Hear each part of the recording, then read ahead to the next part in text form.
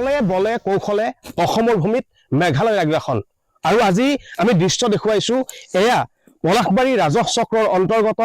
অসম মেঘালয় সীমান্তৱৰ্তী চাংমানগৰ আৰু এই চাংমানগৰতো অসম মেঘালয় এই সীমান্তৱৰ্তী অঞ্চলসমূহৰ দৰেই মেঘালয় চৰকাৰে চলাইছে প্ৰতিদিনে আগ্ৰাসন বিভিন্ন চল চাতুৰিৰে পকীপথ নিৰ্মাণ স্কুল নিৰ্মাণ মেডিকেল নিৰ্মাণ তথা চৰকাৰী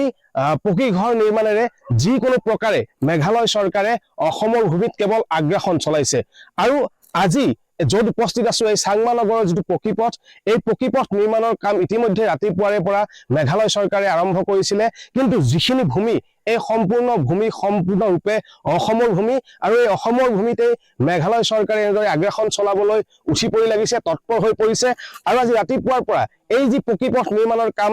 মেঘালয় চৰকাৰে অব্যাহত ৰাখিছিল সেই খবৰ পোৱাৰ লগে লগে অসমৰ যি প্ৰশাসন এই প্ৰশাসনৰ লোকসকল চক্ৰ বিষয়া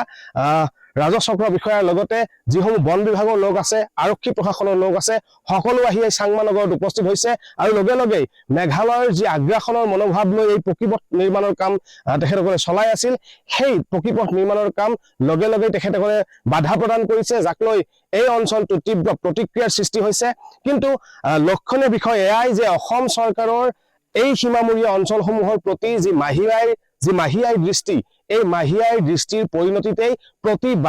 প্ৰতিটো দিনতেই মেঘালয় চৰকাৰে চুবুৰীয়া মেঘালয় চৰকাৰে এনেদৰে অসমৰ ভূমি আগ্ৰাসন কৰাত তৎপৰ হৈ পৰিছে আৰু